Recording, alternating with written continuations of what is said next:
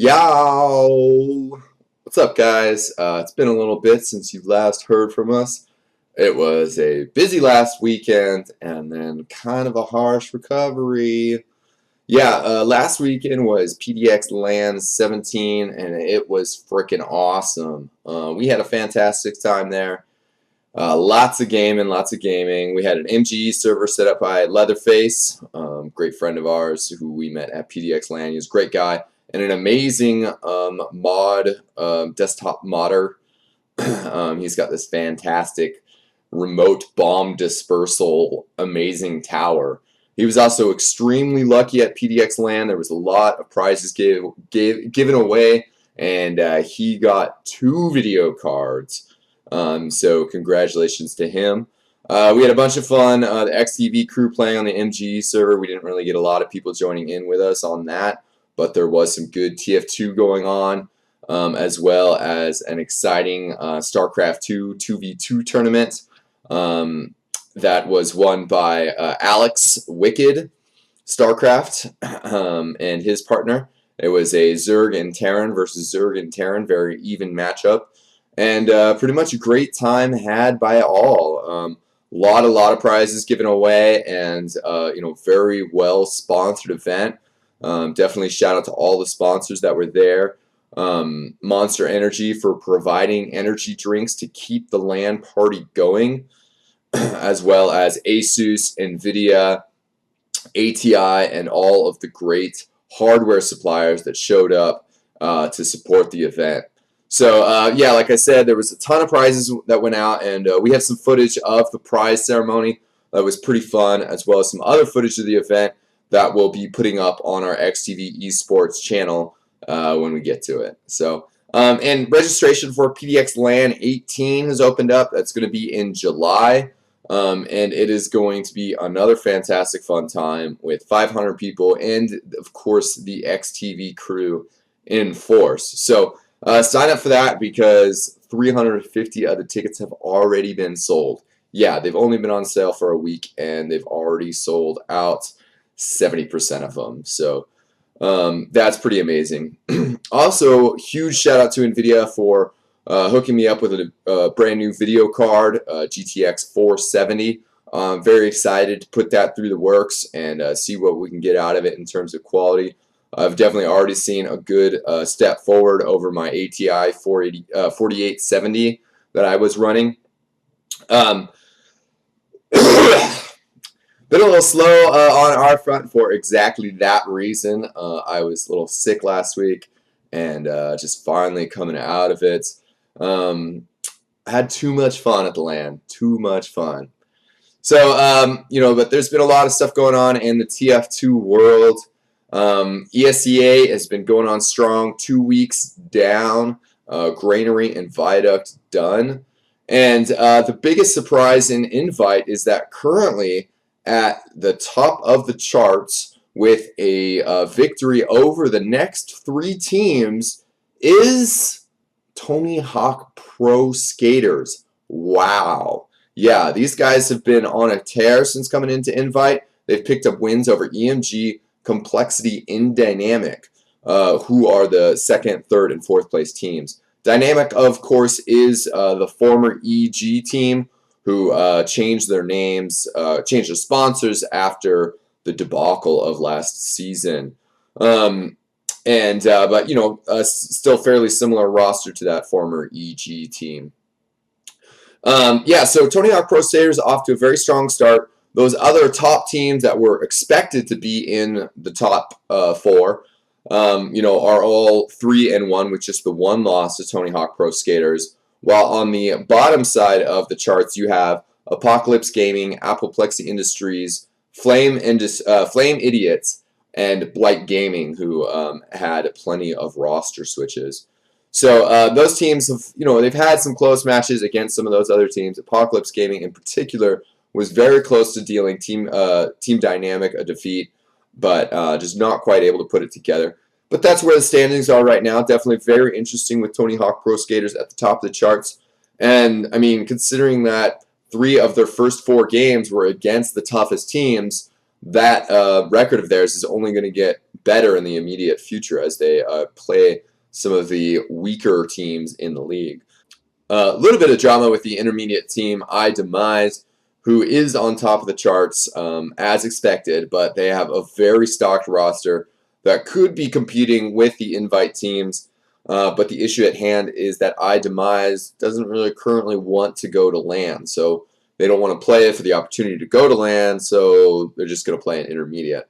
But that league is shaping up, and we'll get more coverage of that and open as the season goes on. So, plenty going on. I'm going to try and get some projects done this weekend, but also I'm working on a lot of eXtv framework stuff and getting back to a lot of the people who messaged me about helping out with the X Television productions. And I definitely appreciate your interest. If you are interested and maybe send me a message, I haven't gotten back to you, send me another message. I apologize for being busy and being sick, but those things happen. So, yeah. Also, shout out to Valentine's Day. Over commercialized, but nonetheless, love is pretty overpowered. And we all love a lot of people. Big shout out to Busty Latits, my lady. I love her very much. And we're going to have a nice dinner tonight with my brother cousin and his girlfriend. So looking forward to that. TF2 Beta was hit with a big update. I'd kind of gotten some rumblings that something else was going to get included in the update, but hasn't been included yet. Valve has been hard at work at a new demo system, not included yet, but hopefully that just means that it's almost finished and it's going to be included in the game soon. Fingers crossed. But the beta, there was a lot of new stuff in there. So if you guys have the extra gigabytes to spare on your hard drive and you want to check it out, I highly suggest it. They've been playing with the player health values to see how that affects things. And it's funny because, like, last beta, they doubled the health of all the players, which is just nuts, I mean, it takes forever to kill anybody. And then they reduced it back to normal and then bumped it back up 25% of what normal is. And when I first went in there to test out all this other new stuff that I'm about to get to, I didn't even notice that change. So that's an interesting little project of theirs, and part of what the beta is all about, testing out crazy new things. And some of the crazy new things that they are testing out in there include a new flare gun for the pyro. The new flare gun has kind of an Unreal Tournament. Unreal Tournament had this, I don't know, I think it was like a plasma gun or whatever, where you could shoot a ball of plasma and it would move across the screen, and then you could shoot it with your laser again and it would explode and do area and effect damage, explosion, splash damage, whatever. And the new flare gun, you can fire the flare and then right click and then the flare explodes and potentially catches people on fire that are right by the flare gun. The visual effect of the explosion is kind of a little lacking right now, and it's kind of hard to tell what the range is of it, and even hard to tell if you're actually going to catch anybody on fire. I was trying to use that effect of the gun to light people on fire, and I kept hitting people. I kept just smacking them with the flare and be like, oh dang, So that effect of it's kind of so-so. But what is really cool is that you can rocket jump with the flare gun. You just treat it like a regular rocket. You jump. You want to hit your mouse buttons fairly close together. Not quite simultaneously, but the fire button a little bit before the alternate fire. And if you get it down, you can jump about as high as a standard rocket jump. You can get on top of the crates of granary. You can get some extra movement going on. So that's pretty cool. That would definitely add a lot of versatility to the pyro class. Additionally, they removed the air blast restriction on the back burner, which is a little crazy. I mean, they're going to check it out. This is the beta after all. But kind of swings the axe back in favor of the back burner. When the back burner first came out with the huge hit point buff, it was the must-have, the must-use of all pyros anywhere, everywhere. But now it's kind of become a little bit more passe. But with the, that's because it didn't have the ability to air blast. But now that that is back, that's going to be a big weapon to use again. Other new stuff that was put in there, there's a new medic healing gun called the Quick Fix. Definitely the concept of this weapon was at least kind of hinted at, or Valve hinted that they could use this restriction in order to balance out a new medic gun. The medic gun cannot overheal. It heals regular health 50% faster, but no overheals can be gained. Additionally, the medic gains the speed of whatever player he's healing, which, since the medic is already one of the fastest classes in the game, it really only applies to healing a scout. And a lot of competitive players really started, the mouth started watering because they're like, oh, the medic can heal the scout, and then just run the middle like with the scouts and get there super quick, which is a definite possibility. And I think people need to play with it, fire up the TF2 Beta, get some pugs going on it, get some servers in there. So people have tried to do it, have talked about doing it. I don't know if anybody has done it, but also in terms of theory crafting, it seems like everything that you're giving up by healing your scout and getting to mid faster does not make up for what you're losing. Because, in addition to these abilities that the gun is gaining, you're also losing the ability to Uber or Kritzkrieg. Instead, what the Quick Fix does gives you a moment of triple healing rates, which is pretty nifty. But it also, it doesn't protect you at all. What perhaps might be a good middle ground in terms of, balancing the safety of the Uber, the damage output of the Kritzkrieg with this kind of middle ground of the Quick Fix. A good middle ground there might be to, while the Quick Fix is in effect, the medic himself actually, his health regeneration, regenerates, let's say, twice as fast. That could be a good middle ground as far as helping the medic stay alive while using this effect. So obviously you're foregoing one of those two effects if you run this in a competitive game. I say this in a competitive game because whether it's Highlander or 6v6, you only have one medic. So in a pub server, if you have an Uber and a crits, it makes a little bit more sense to run a Quick Fix. And I think if you use the Quick Fix to get to the middle very quickly, to heal your scouts, to get out there, you still can't overheal your soldiers. So any soldier that jumps away from you is going to jump away with 150 health as opposed to 250, which is, you could die pretty quickly as a soldier jumping in aggressively with 150 health. And especially at a mid-fight, when that's what it's about.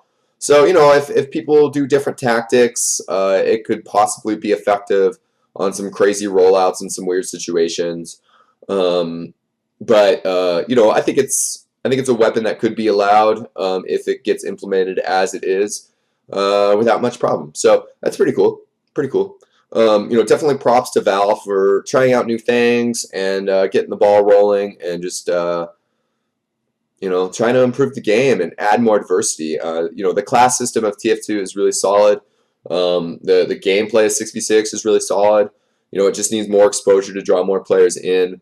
Certainly there's a percentage of the TF2 population that gripes and moans about new items. And I think really the only complaint that's totally justified is to say that it ruins the design aesthetic of the game to have people running around with crazy hats with flames coming off and the demo pan argument. But in terms of competitive gameplay, we've already banned some weapons. We're going to ban anything that's overpowered, that's crazy. Obviously, it's going to take a little bit of a learning process, a learning curve. But, we'll move on with our lives. It's new stuff, and it's going to add more depth, strategy, and keep the game fresh for a long time. And that's really what's most important. So TF2 Beta also has a ton of balance changes in regards to those overpowered weapons. I can't remember whether the Wrangler has gotten tuned down, but I know that the Fists of Steel have gotten tuned down, which is a very good change, as well as some other items. So Again, props to Valve for making positive changes to the game. One last series of shout-outs, and then I'm going to wrap this up. Big shout-out to Swarm. Just a random guy on Steam. I was playing a little MGE mod. He hopped in the server, sent me a trade request, and handed over 3 hats. Just said, thanks a lot, eXtine. Appreciate everything you do.